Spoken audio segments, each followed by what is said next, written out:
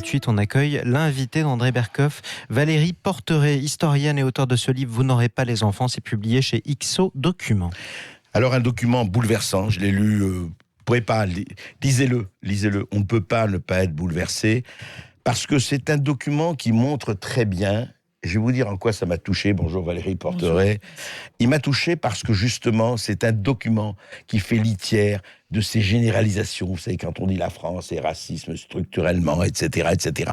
Quand on commence à sortir ces généralités pour intellectuels de sous-préfecture ou de bazar, on commence à dire, mais oui, la France ceci, la France cela. Vous parlez d'une période, effectivement, très dure, dont on a souvent parlé, mais vous en parlez d'une manière très originale. Voilà, la période de l'occupation, évidemment, et quand il fallait remplir le cahier des charges des Allemands, il s'agissait de déporter et puis de gazer, évidemment, tous les Juifs de partout, et notamment les Juifs de France, avec la complicité d'un certain Pierre Laval, d'un certain René Bousquet et autres personnalités diverses et variées. Et vous racontez cette extraordinaire aventure, je pourrais dire aventure, drame des enfants d'Isieux. Des enfants de Vénissieux, pardon, mais enfin c'était Isieux, quoi. Non, en fait... Non, pardon, c'est Vénissieux, pardon. Oui, mais vous avez raison de parler d'Isieux, parce que Isieux, elle incarne la tragédie de l'enfance juive, et Vénissieux, Isieux, oui. Tout à fait, et Vénissieux, qui est beaucoup moins connu, qui ne l'est pas du tout, même pratiquement, incarne le plus grand sauvetage des enfants. Et en 108, cela, je crois, 108. 108, et quand on connaît la tragédie d'Isieux, on comprend pourquoi le sauvetage a été si important, parce qu'autrement, ces enfants auraient subi le même sort que ceux d'Isieux. Ceux d'Isieux, oui, absolument. Et alors, vous racontez, c'est extraordinaire, parce que vous avez recherché les survivants, enfin ceux qui étaient là, vous en avez trouvé d'ailleurs, les Julius, c'est extraordinaire. D'ailleurs, il y a les photos aussi. C'est vrai que c'est extrêmement émouvant parce que ces enfants promis à une mort certaine, ont été sauvés. Et alors, je voudrais, Valérie Porteret, juste que vous me disiez, si ça a été sauvé, c'est aussi par les Français qui n'étaient pas d'accord avec d'autres Français. C'est bien ça? Tout à fait. D'ailleurs, c'est vraiment un combat franco-français dans cette affaire. On a des Français de Vichy qui ont signé en fait un pacte avec le diable, et puis derrière des bons Français, j'espère nos ancêtres, nos aïeux, en tout cas moi ceux de ma famille et ceux de la famille de centaines de milliers d'autres Français, qui ont tendu la main après le sauvetage et qui ont gardé ces enfants près de chez eux, non seulement pour les sauver, mais aussi pour les aimer. C'est la parole qui ressort tout le temps des enfants sauvés, puisqu'après le sauvetage de Vénissieux, il restait encore 2 années de guerre. Et oui. Donc mon objectif, une fois que j'avais en fait rempli le cahier des charges pour comprendre comment ils avaient été sauvés à l'intérieur du camp de Vénissieux, j'ai essayé de suivre tous ces enfants jusqu'à la libération, et puis de comparer ma liste des enfants avec celle des 11 400 déportés de Serge Klarsfeld. Et c'est comme ça que j'ai eu la certitude que tous les enfants, hormis 3, avaient été sauvés jusqu'à la fin de la guerre. Ah oui, c'est ça. Vous avez étudié dans la liste totale, complète de Serge Klarsfeld. Des déportés. Voilà, pour être certaine que j'avais des chances de pouvoir retrouver... Parce que mon objectif, ça a été toujours de retrouver tous ces enfants et de prendre ce que j'appelle pour moi vraiment la plus précieuse des paroles, qui est la leur, pour qu'ils nous retranscrivent évidemment la dernière nuit passée avec leurs parents, celle du 28 au 29 août 42, cette nuit tragique, mais aussi cette nuit où les parents ont fait le don. Et confiance. Et confiance à l'amitié chrétienne, qui était une association interconfessionnelle. On va en parler, Valérie Porteret, après ceci. Radio.fr. Sud Radio, Berkoff dans tous ses états. Le face-à-face. Et nous continuons la conversation avec Valérie Porteret, l'historienne, qui a travaillé 25 ans sur ce sauvetage extraordinaire des enfants de Vénissieux en août 42. D'ailleurs, ça s'appelle « Vous n'aurez pas les enfants ». Vous n'aurez pas les enfants, c'est une histoire... quand je dis incroyable, elle est tellement émouvante. Et je voudrais citer une phrase de la préface de Boris Cyrulnik. Vous avez eu effectivement une préface de Serge Klarsfeld et de Boris Cyrulnik. Et il dit « L'émotion humaine non passionnée, simplement empathique, a permis le sauvetage des 3/4 des Juifs en France, en Italie et au Danemark. » Alors qu'à Hollande, ça s'est pas passé comme ça. Hein. Et dites-moi, juste racontez-moi, vous avez fait, en fait, donc, juste pour rappeler, on demande, en août, on demande qu'on livre un certain nombre de juifs, c'est ça? Oui, en fait, le pacte avec le diable se résume en cette ligne. Lors des grandes opérations de rafle des juifs étrangers de l'été 42, 22 000 seront livrés dans la zone nord, 10 000 dans la zone sud. Rafle du Veldiv dans la zone nord. Qui vient d'avoir lieu, 16-17 juillet 42, et 26 août 42, grande rafle de la région de Lyon.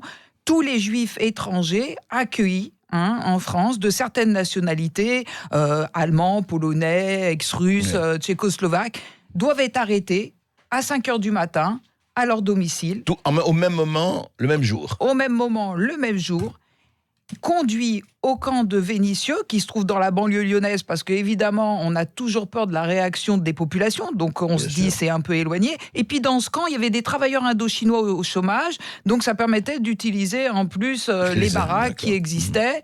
Voilà. Et à l'intérieur de ce camp, on a un résistant infiltré de Vichy qui est à la tête du plus grand service social, qui a fait appel à l'Amitié chrétienne, qui regroupe des œuvres charitables, catholiques, protestantes, juives, et des laïcs également, afin de l'aider à trier. On doit trier les gens arrêtés pour vérifier qu'ils sont bien déportables, mais surtout pour l'aider à sauver.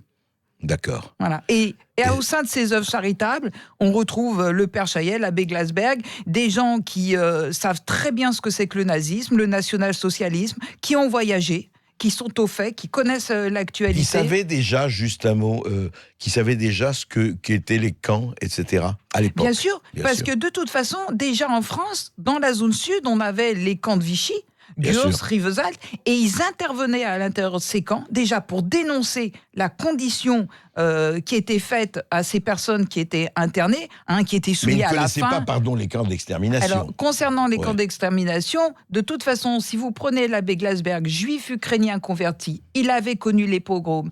Chaillet était parti en Hongrie, il avait vu ce que c'était. Et même, je vais vous dire, les juifs étrangers qui étaient au camp de Vénissieux, ils avaient fui depuis 10 ans leur pays d'origine. Donc ils savaient ce qui se passait. Les enfants, certains d'entre eux avaient déjà connu la nuit de cristal. Ils nous l'ont raconté. Alors, si vous voulez, ils savaient très bien que s'ils quittaient la France, malgré même cette rafle, ça serait que pire à l'extérieur. Alors donc, ils sont arrêtés, et comment se met en place ce processus de libération, en tout cas de sauvetage de ces enfants de Vénissieux? Si vous voulez, tous les juifs étrangers, les 1016 internés au camp de Vénissieux, doivent passer devant une commission de criblage qui doit vérifier s'ils sont déportables ou non en fonction des exemptions. D'accord. Lors de la journée du 28 août, il y a un message téléphonique de Vichy qui dit qu'au moins 800 personnes devront partir, ce qui défaisait une grande partie du travail de sauvetage de nos acteurs. Ils décident d'organiser une opération coup de poing qui est celle de sauver tous les enfants. Et ils mettent en place un stratagème incroyable qui est d'utiliser un alinéa d'un télégramme qui n'existe plus, qui dit que les enfants non accompagnés ne sont pas déportables, et de se rendre auprès de tous les parents le plus rapidement possible, la nuit, dans les baraques, et de leur faire comprendre que ces enfants-là seront confiés à l'Amitié chrétienne afin de les sauver, c'est-à-dire qu'ils ne soient pas déportables, et de leur donner en fait une chance de survivre. Il n'empêche qu'à l'intérieur du camp de Vénissieux, vous imaginez surtout les mamans, mais même les pères. C'est-à-dire qu'ils ont demandé aux parents de ne plus reconnaître leurs enfants. Enfin, ils ne sont pas avec nous, ils nous de les confier. De les confier. De les confier. Vous imaginez, on voit très bien, le pire, parce qu'ils disent on ne sait pas à qui, que quoi, comment. Ouais. Exactement. Ouais. Et c'est pour ça que moi, quand j'ai œuvré, j'avais cette obsession de retrouver tous ces enfants sauvés. C'est que en fait, ils me restituent ces derniers moments passés avec leurs parents. Par exemple, Mela, qui est dans le livre, elle me raconte, ma maman m'a mis ses boucles d'oreilles. Certains enfants m'ont dit, moi j'ai cru que c'était un au revoir. D'autres m'ont dit, maman s'est agrippée à moi, même si elle avait accepté de signer cet acte. Oui, ils ont signé. Mais derrière, il y avait des pleurs, des cris. Ils ont tous signé. Ils ont signé. Ouais, de toute façon, on les a guidés. C'est-à-dire que les petites mains, comme Lily Garel, Elisabeth Hirsch, à l'intérieur du camp, ont essayé de donner confiance à ses enfants, à ses parents. Et puis aussi, vous aviez des gens qui parlaient plusieurs langues. Ouais. C'était nécessaire. L'abbé Glasberg, la soutane, C'est quelque chose qui donnait confiance. Parler le yiddish, expliquer à ces gens, autrement ils n'auraient peut-être pas compris. Voyez. Donc ils ont signé et les enfants ont pu être dégagés du camp. Dégagés du camp, et il y a eu un moment terrible, c'est-à-dire que la même nuit où les enfants sont exfiltrés du camp, Oui. c'est la nuit où les 545 internés, dont la plupart des parents, eux, vont partir à la gare de Saint-Priest via Drancy pour être déportés à Auschwitz. Et 15 jours plus tard, après le sauvetage, la plupart des 545 sont réduits en cendres. Ils sont gazés, Ils ouais. n'existent plus. Mm. Et les enfants, eux, sont placés dans des familles non juives. D'abord, il y a eu l'aide des juifs français. Et qui les ont gardés jusqu'à la libération. Voilà, en fait, ouais. mais il y a eu aussi une grande aide des juifs français qui n'étaient pas encore touchés. Puis après, Joseph Veil, par exemple, le disait. Pour sauver les enfants juifs jusqu'à la fin de la guerre, il faut ensuite les sortir des institutions juives et même des familles juives et les confier à des non-juifs. Et on Bien comprend. sûr. Et on comprend. D'où quand je crois que c'est Klarsfeld qui dit qu'il faudrait faire de la France un pays juste parmi les Mais nations. c'est merveilleux d'avoir Parce que- dit ça, ouais. puisque nos jeunes aujourd'hui doivent retenir ce message à l'heure où on sait que c'est très compliqué, il y a un retour des communautaristes, du négationnisme, tout ça. Se dire que, mais non, à aucun moment il faut partager ce sentiment. Solidarité. Enfin, Il faut quelque chose de- défendre. ouais, Il faut défendre ce qui fait la France et ce qui nous honore. C'est-à-dire qu'on est un pays d'accueil, on a une très belle histoire et on a quand même les 3/4 des Juifs de France. On est, Klarsfeld le défend, on est le champion du sauvetage en Europe. C'est vrai. On a sauvé, et je vais vous dire, on a sauvé 75% des Juifs de France, mais rappelons-nous qu'on avait 70 000 enfants juifs en France. C'est catastrophique d'annoncer que 10 000 ont été gazés, Gazés, ouais, ouais. mais 60 000 ont été sauvés. C'est vrai, bien sûr. Grâce à de bons Français. Et qui ont été. Et grâce à Gerlier, je voudrais voilà. qu'on parle un peu de Gerlier, Bien justement, sûr, du cardinal Gerlier. Bien sûr. Ouais. Il a eu un rôle essentiel, parce que c'était le plus primat des Gaules. Le prélat le plus important de la zone sud, qui avait des liens privilégiés avec Pétain, Et Pétain, ouais. mais qui avait su également s'entourer de cette équipe de sauveteurs qui, depuis le début, avait fait appel à lui pour soutenir les œuvres charitables, pour rentrer dans les camps de Vichy et dénoncer. À chaque fois, Gerlier avait accepté d'être président d'honneur, comme Ouais. il l'avait fait pour l'amitié chrétienne. Et c'est pour ça que ce livre, il est passionnant, parce que vous montrez une fois de plus, on l'a vu dans d'autres circonstances, mais celles-là sont particulièrement tragiques, combien le facteur humain est important. Tout à fait. Combien C'est un homme, une femme peut décider du sort de beaucoup de monde. surgir. Surgir, absolument. Tout à fait. Et l'appel des consciences, dans ce livre, on est dedans. Il faut toujours se rappeler que le bien doit être profond et radical. Profond, on doit avoir la connaissance, et radical parce que c'est toujours un combat. Absolument, et c'est une radicalité dont nous avons besoin. Encore une fois, vraiment, je vous recommande ce livre. Ce livre, vous n'en sortirez pas indemne. C'est un livre bouleversant. Vous n'aurez pas les enfants. La tragédie et la libération, enfin l'exfiltration des enfants de Vénissieux, c'est un livre vraiment à lire. Les justes parmi les nations, justement. Restez avec nous, Valérie Porteret. Je rappelle que vous êtes historienne, vous êtes l'auteur donc de ce livre, Vous n'aurez pas les enfants, qu'on peut se procurer aux éditions XO Documents. 0826 300 300. Dans chaque région de France, il y a des souvenirs, une mémoire populaire justement des camps de transit qui pouvaient être à côté de personnes qui avaient caché des juifs justement. Des souvenirs, la mémoire de cette période sombre comme on dit. N'hésitez pas à venir nous raconter vos propres souvenirs. Vous serez les bienvenus en compagnie d'André Berkoff sur Sud Radio. 0826 300 300. Nous nous retrouvons dans quelques minutes juste après les informations sur Sud Radio. À tout de suite. Sud Radio, Berkoff dans tous ses états. Réagissez sur le Twitter, Facebook et sudradio.fr. Ici Sud Radio. Les Français parlent aux Français. Les carottes sont cuites. Les carottes sont cuites. Sud Radio, Berkoff dans tous ses états. Et oui, et nous sommes avec Valérie Porteret, un livre qui sort aujourd'hui en librairie. Vous n'aurez pas les enfants. Le sauvetage des 108 enfants du camp de Vénissieux, une histoire tout à fait bouleversante. Et puis nous allons parler avec vous, auditeurs de Berkoff dans tous ses états, de tout ce dont nous avons traité aujourd'hui. Et encore une fois, c'est le plus important, c'est que vous soyez toujours résistants. et résistant dans votre esprit en écoutant notamment Sud Radio. Vous n'aurez pas les enfants, je rappelle que c'est publié chez XO Documents 0826 300 300. On accueille Karine tout de suite. Oui, bonjour Karine. Oui, bonjour Monsieur Berkoff, bonjour Madame Porteret, dont je n'ai pas encore lu le livre, mais le sujet que vous abordez me concerne et m'intéresse tout particulièrement. Et comme donc vous êtes historienne, j'aurais souhaité avoir, si possible, votre avis sur les récentes déclarations de Monsieur Macron lors de son retour de voyage d'Israël, puisqu'il y était allé pour la commémoration donc de la libération d'Auschwitz. Il y a 75 ans, oui. 75 absolument. ans.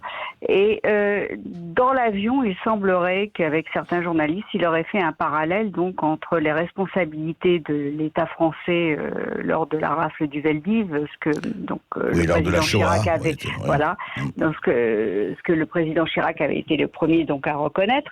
Et donc, il avait fait ce parallèle avec les responsabilités, encore une fois, puisque c'est pas la première fois qu'il évoque, ça a l'air de le travailler, les responsabilités de l'État français dans les crimes lors de la guerre d'Algérie. Alors, moi, je vous le dis très clairement, je suis extrêmement choquée de cette comparaison. C'est pas du tout pour essayer de faire une hiérarchie dans les souffrances ou, encore une fois, ce que malheureusement beaucoup de gens pensent, faire que les Juifs soient plus victimes que les autres. C'est pas du tout ça. Mais je pense qu'il y a des spécificités dans chaque événement historique qui sont importantes, qui sont d'autant plus importantes parce qu'aujourd'hui, il y a une telle confusion déjà dans l'esprit des jeunes générations qui ont de moins en moins de références historiques. Et alors là, si vous voulez que quelqu'un comme Monsieur Macron, qui s'autoproclame extrêmement intelligent et que tout son entourage le proclame comme étant extrêmement intelligent, face... Excusez-moi, je voudrais terminer. Oui, allez-y. Je voudrais vraiment terminer parce que c'est pas la première fois qu'il a recours à ce genre de mélange et d'instrumentalisation des références historiques pour, à mon avis, servir des fins politiques que je trouve pas très classe et très honorable. Et j'aime pas du tout cette façon parce que pour moi c'est encore une fois un moyen de mettre en parallèle et en symétrie des communautés, pour ne pas les nommer juives et musulmanes. Karine, vous l'avez dit, je ne veux pas vous interrompre, mais je crois qu'il faudrait, c'est bien de dialoguer avec Florence Bertheret. Je crois que vous avez très bien exprimé ce que vous avez exprimé. Je crois que ce serait bien que vous dialoguiez avec Valérie Porteret, pardon. Valérie, qu'est-ce que vous pensez de ce que dit effectivement Karine, qui est un vrai... Enfin, la déclaration effectivement d'Emmanuel Macron, qui n'a pas dit une seule fois cette espèce de comparaison mémorielle. Il est vrai qu'il n'y a pas très longtemps, on rappelait des chiffres terribles, que je crois plus de 25% des moins de 38 ans n'avaient jamais entendu parler de la Shoah. Ouais. Donc voilà, déjà... oui, on l'enseigne pratiquement plus dans les écoles, parce qu'il paraît que c'est accueilli quelquefois par des protestations d'un certain nombre de gens, il faut le dire. Je veux dire, donc... mais est-ce que pour vous, qu'est-ce que ça amène? Pourquoi faire des comparaisons? Effectivement, on ne comprend pas très bien. Moi, je rejoins Karine là-dessus. Pourquoi faire des comparaisons historiques qui n'ont pas lieu d'être? Enfin, il n'y a pas de hiérarchie, comme elle disait, c'est pas le problème. Si vous voulez, nous, en tout cas, en tant qu'historien, on n'en fait pas. La seule chose qu'on retient de la notion du crime contre l'humanité, c'est qu'il est toujours inacceptable de tuer une personne juste par le simple fait qu'il est né. Voilà. Et que cette définition a été donnée à l'issue des grands procès de Nuremberg, notamment. Et que peut-être c'est ça qu'il faut rappeler. Karine, vous aviez... Oui, alors je veux pas du tout polémiquer, madame, j'entends bien, je pense que vous essayez de répondre un petit peu à côté et je comprends peut-être votre gêne parce que vous voulez pas prendre de position par rapport au président, mais je m'excuse, je ne trouve pas, pour moi c'est pas satisfaisant ce que je vous dis.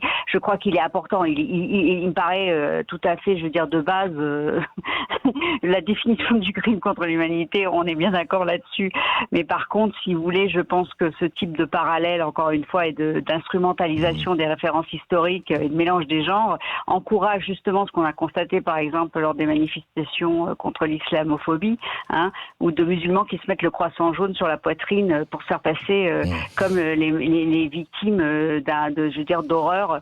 Et encore une fois, je ne vais pas déballer mon histoire personnelle ici, mais croyez-moi, je suis bien placée pour connaître ce qui s'est passé pendant la Deuxième Guerre mondiale, parce que toute une partie de ma famille a été déportée et tuée. Et je connais beaucoup de détails sur ce qui s'est passé et la façon dont ça s'est passé.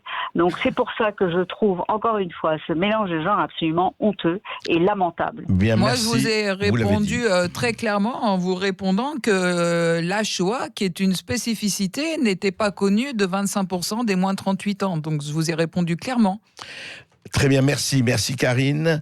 Tout de suite, on retrouve Frédéric sur Sud Radio. Frédéric qui nous appelle de Bordeaux, 0826 300 300. Oui, Frédéric, bonjour. Bonjour Madame Portelet, bonjour M. Bercoff, bonjour Jean-Marie et bonjour tout le monde. Alors j'ai été obligé de manger 5 minutes pour pouvoir vous répondre, M. Bercoff, je suis un peu désolé, mais bon. Écoutez, vous en tout cas, vous êtes pardonné pour une fois, mais ne recommencez pas.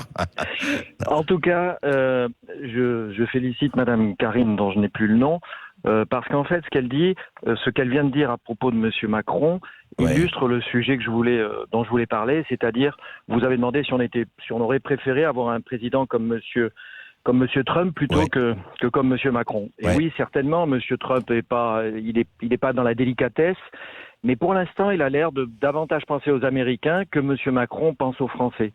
Quand on voit, quand il était secrétaire d'État, je crois à l'industrie, quelque chose comme ça, je me rappelle pas le détail, mais il a réussi à faire foirer un gros rapprochement industriel qui était important. Il était ministre de l'économie, effectivement. Oui. Il s'était missé dans les affaires de Renault et Nissan, et il a quand même participé indirectement aux difficultés de M. Ghosn. Chaque fois qu'il est allé à l'étranger, on l'a entendu dire, comme un petit lâche, à l'extérieur de tout le monde, les Français sont des vilains Gaulois, on ne peut absolument pas diriger ce pays, faire des réformes.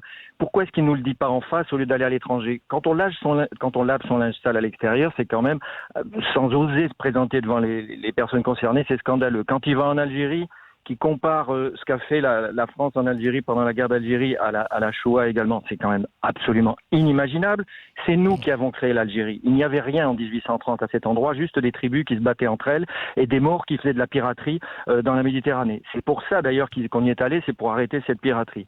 Qu'est-ce qu'il a encore fait ? Ce qu'il a fait complètement ridicule avec ces jeunes Guadeloupéens ou de Saint-Martin, je sais plus, qui étaient peut-être en phase qui avaient une bonne tête, qui n'étaient pas forcément innocents de tout, mais qui ont eu des attitudes avec lui. Enfin, c'était minable. Quel serait l'homme politique de n'importe quel autre pays qui ferait ça ? Il a recommencé tout récemment avec le t-shirt de LBD. Enfin, LBD, moi, je serais policier ou gendarme.